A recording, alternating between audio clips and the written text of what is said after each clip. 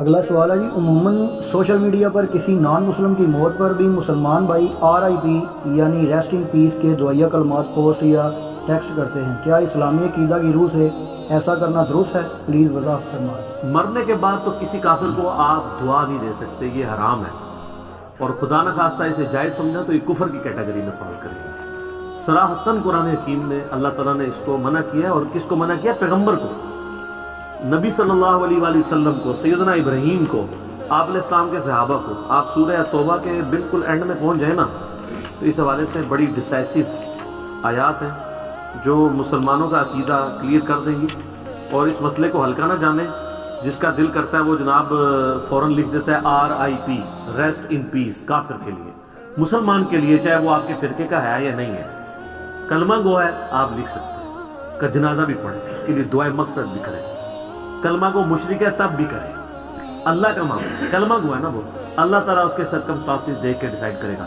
لیکن جو کافر مشرک ہے، جس نے کلمہ ہی نہیں پڑھا، جس نے نبی علیہ السلام کو پروفٹ ہی نہیں مانا، اس کا معاملہ اللہ کے ثبوت، آپ اس کے لیے دعا نہیں کر سکتے۔ یہ دیکھیں سورہ توبہ میں اینڈ پہ جا کے یہ آیات نمبر ہیں 113 اور 114۔ اعوذ باللہ من الشیطان الرجیم۔ ما کان للنبی والذین آمنوا، کسی نبی کے لیے یہ شایع نہیں ہے اور نہ ہی ایمان والوں کے لیے، ان یستغفروا للمشرکین، کہ وہ کسی مشرک کے لیے استغفار کریں۔ یہاں مشرک سے مراد وہ اہل حدیث جس کو مشرک کہتے ہیں وہ والا نہیں، مشرک سے مراد بت پرست مشرک، کافر مشرک۔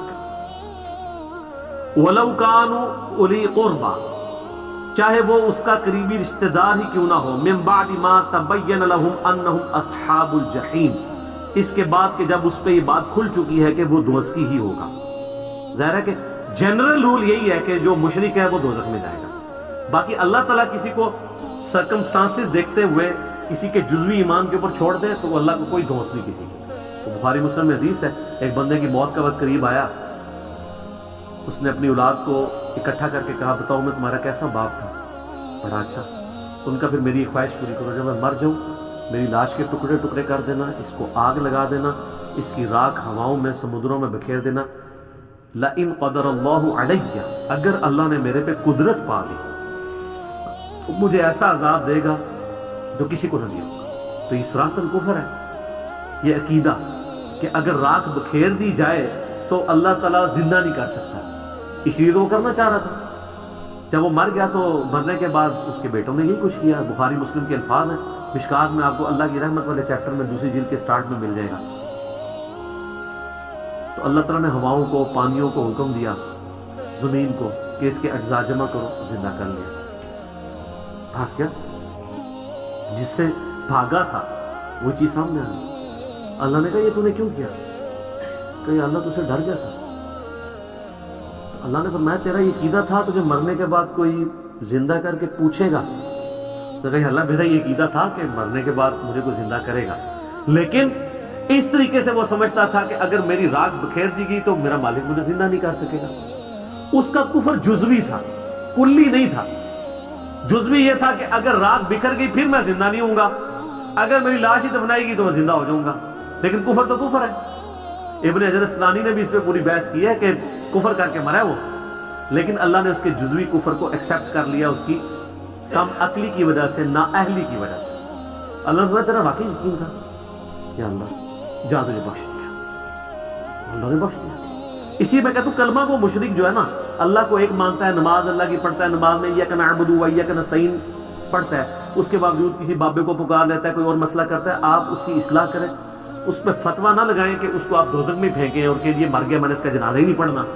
ویسے تو وہ بھی آپ کے ساتھ یہی کرتے ہیں، مر گیا مردود، نہ فاتحہ نہ درود، وہ بھی یہی کچھ کر رہے ہیں۔ مطلب بریلوی کے اہل حدیث کا جنازہ پڑھیں گے تو اہل حدیث اگر بریلوی کو نہیں پڑھا تو کوئی پریشانی بات نہیں ہے۔ سنی شیعہ، شیعہ سنی کا، اب تو خیر کو پڑھ لے تو زیادہ بات ہے، اب تھوڑی ماڈریشن آ گئی ہے۔ تو یہ اللہ تعالیٰ فرما رہا ہے کہ جب ان پہ یہ کھل جائے کہ مشرک ہے نہ ان کے ساتھ استغفار نہیں کر سکتا۔ وَمَا كَانَ اسْتِغْفَارُ إِبْرَاهِيمَ لِأَبِيهِ، اور جو ابراہیم نے اپنے باپ کے لیے استغفار کیا تھا، إِلَّا عَن مَوْعِدَةٍ وَعَدَهَا إِيَّاهُ، تو وہ اس وعدے کے سبب تھا جو اس نے اپنے باپ سے کیا تھا۔ وہ جو سورہ مریم میں آتا ہے، جب باپ نے کہا نکل جا تو ان کا میں تیرے لیے استغفار کروں گا، تو حضرت ابراہیم اپنے باپ کے مرنے کے بعد بھی اس کے لیے دعائیں مغفرت کرتے رہے۔ تو اللہ نے کانٹا نکال دیا کہ کوئی ابراہیم کی پلی نہ لے کہ ابراہیم ہی تو اپنے کافر باپ کے لیے ٹھیک. اب یہ باپ تھا یا وہ چچا تھا؟ یعنی باپ کے دو معنی ہیں نا، والد اور چچا دونوں کے لیے باپ کا لفظ. تو یہ ایک علیحدہ بحث ہے، اس کو چھوڑ دیں. تو یہاں پہ باپ ہے، تو باپ کے لیے جو اس نے استغفار کی تو اس وعدے کے سبب تھی. فلما تبین له انه عدو للہ، لیکن جب اس پہ یہ چیز کھل گئی کہ وہ اللہ کا دشمن ہے، تبرأ منہ، تو انہوں نے پھر اعلان برات کر دیا. ٹھیک ہے. ان ابراہیم لأواہ حلیم، ابراہیم علیہ السلام جو ہے وہ آہے اور سسکیاں بھرنے والے اور حلم والے تھے. یعنی ابراہیم علیہ السلام نرم دل تھے، اس لیے وہ اپنے باپ کے لیے ان کے مرنے کے بعد بھی دعا کرتے تھے. کیا نرم دل تھے. قرآن میں آتا ہے نا، فرشتے جب انسانی شکل میں آئے، سورہ الذاریات میں ڈیٹیل آتی ہے، ان کے لیے بناؤ بچڑا لے آئے. جب رکھا، اب حضرت ابراہیم کو تو نہیں پتا تھا یہ فرشتے ہیں. آپ کے بزرگوں کو علم غیب ہے، حضرت ابراہیم کو نہیں تھا جب تک اللہ بتائے نا. نال نال ٹھیک ہے عرض کریں گے. تو جب انہوں نے نہ کھایا نا تو ان کے دل میں، قرآن میں آتا ہے کہ ان کے دل میں خوف آیا کہ یہ، کیونکہ دشمن جو ہوتا تھا نا وہ نمک نہیں کسی گھر کا کھاتا تھا، ورنہ اس کے ساتھ وفاداری کرنی پڑتی تھی. اس طرح کے ایٹیکیٹس اس جاہلیت کے دور میں بھی تھے. تو انہوں نے کہا یہ لگتا ہے غلط ارادے سے ہیں، اس لیے میرے گھر کا نمک نہیں کھانا. تو پھر فرشتوں نے کہا گھبرائیے نہیں، ہم ایک قوم کی طرف بھیجے گئے ہیں، قوم لوط کی طرف، ان کو تباہ و برباد کرنے. تو قرآن میں آتا ہے کہ وہ پھر قوم لوط کے معاملے میں بھی جھگڑنا شروع ہو گیا. قرآن نے اس جھگڑے کا ذکر نہیں کیا، لیکن تورات میں وہ پورا جھگڑا موجود ہے. کیا تھا؟ اب چونکہ نرم دل تھے تو حضرت ابراہیم علیہ السلام نے کہا اچھا کیا کرنا ہے مارنے کے لیے؟ ان کو اوپر سے نیچے پھینکیں گے، پتھروں کی بارش کریں گے. تو انہوں نے فرشتوں سے کہا کہ اچھا یہ بتاؤ، اگر 10 ایمان والے ہوئے وہاں پہ تو ان کی وجہ سے باقیوں کو بھی چھوڑ دینا یار. انہوں نے کہا جی چلے ٹھیک ہے، اگر 10 بھی ہوئے نا ہم ان پہ عذاب نہیں کریں گے. وہ اس لیے کہ ان کو پتا تھا کتنے ہیں، اللہ نے بھیجا ہوا تھا. حضرت ابراہیم نے کہا یار اچھا. انہوں نے کہا نہیں 5، اگر 5 مومن نکل آئے لوط کی قوم میں، پوری قوم میں، تم نے عذاب نہیں بھیجنا. انہوں نے کہا جی ڈن. حضرت ابراہیم تو وہ تو ایکسپیکٹ نہیں کر رہے تھے کہ صرف 2 بیٹیاں نکلیں گی. ہاں رائیونڈ اجتماع میں 16 لاکھ بندہ اکٹھا ہوتا ہے اور ملتان اجتماع میں بھی 20 لاکھ بندہ اکٹھا ہوتا ہے. لوط علیہ السلام کے ساتھ 2 بیٹیاں تھیں. یہ جو آپ اتنے بڑے بڑے مجمع دیکھ رہے ہیں نا، یہ محمد رسول اللہ کی کرامت ہے زندہ. یہ امت کا خمیر توحید سے اٹھا ہوا ہے جو اس بڑے لیول کے اوپر، یہ پرانی امتوں میں اس امت کی مثال اس لیے دی جاتی تھی کہ یہ امت توحید ہے کہ بڑے پیمانے پہ لوگ حق قبول کریں گے. اگر آپ اس کو کمپیئر کریں تو پوری انسانی ہسٹری میں اتنے لوگوں نے توحید نہیں قبول کی ہے جو ایک ایک ایرا میں، ایک ایک سینچری میں مسلمان جتنے رہے ہیں.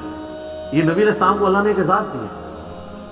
اسی بخاری مسلم کی حدیث ہے کہ جنتیوں کا نصف میری امت ہے، اور ابن ماجہ میں حدیث ہے جنتیوں کی 120 میں سے 80 صفحے میری امت سے ہیں، کیونکہ میرا معجزہ قرآن ہے نا. بخاری مسلم میں حدیث ہے کہ انبیاء پہ ایمان لانے والوں کی تعداد ڈیپینڈ کرتی تھی اس کے معجزے پہ. مجھے اللہ نے وہی کا معجزہ دیا. میں اللہ سے امید کرتا ہوں سب سے زیادہ امتی جنت میں جانے والے میری امت سے. یہ لہذا اس کو کوئی رائیوڈ کا کمال یا دعوت اسلامی کا کمال نہ سمجھے، یہ امت کا خمیر توحید سے اٹھا ہے. سالار کارواں ہے میر حجاز اپنا. تو یہ نبی علیہ السلام کی زندہ کرامت اور معجزہ ہے الحمدللہ.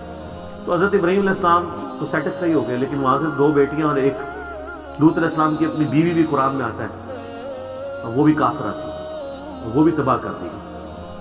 تو یہاں پہ بھی حضرت ابراہیم کا اللہ نے کہا کہ بڑا نرم تھے، اور انبیاء ہوتے ہی رقیق القلب ہیں. آپ چھوٹے بچوں کو بھی دیکھیں، چھوٹی سی بات پہ روئیں گے، ہنسانا چاہے اسی ٹائم ہنسا لیں، ہنسانے کے دوران دوبارہ رلانا چاہے رلا لیں. بڑا بندہ تو نہیں کر سکتا. یہ جتنا مرضی مائناس قسم کا بھی ایکٹر ہو، اس کو بھی دوائی آنکھ میں ڈالنی پڑے گی آنسو لانے کے لیے. وہ ڈالتے ہیں نا ڈراموں والے. لیکن بچے جو ہے آپ دیکھیں ایسے روتے ہیں، ایسے چپ، ایسے روتے ہیں، پھر وہ ضرورتا. کیوں؟ ان کے دل بہت نرم ہوتے ہیں، ان کا رسپانس ایبرپٹ ہوتا ہے. انبیاء بھی چونکہ صاف دل والے ہوتے ہیں نا تو وہ بہت رقیق القلب ہوتے ہیں. آپ نبی علیہ السلام کی حدیث اگر بخاری مسلم ملے، آپ کو عام حالت میں نظر آئے گا کہ آپ کے پاس کوئی غم کی خبر آئی ہے تو وہ مطلب کوئی دور دراز کا بندہ ہی ہے تو آپ رونا شروع کر دیا، آنسو نہیں تھم رہے. کسی کی غم کی کو بات سنی تو فوراً رسپانس ہوتا ہے. تو ابراہیم علیہ السلام بھی جو ہے وہ نرم دل. اللہ کہہ رہا ہے دیکھ لیں یار کمال نرم دلی اس کی ہے جس کو اللہ کہہ رہا ہے نرم دل. لیکن سارے ابراہیم نہیں ہوتے, حضرت موسیٰ جیسے لوگ بھی ہوتے ہیں, تو لہٰذا ہماری سختی برداشت کر لیں. ٹھیک ہو. حضرت موسیٰ کا تو پتہ ہے نا آپ کو, تھپڑ مار دیا تھا انہوں نے ملک الموت کو, بخاری مسلم میں آتا ہے, آنکھ کاٹ دیتی تھی, لیکن میں نہیں مارتا ہوں, میں ان سے کم ہی غصہ.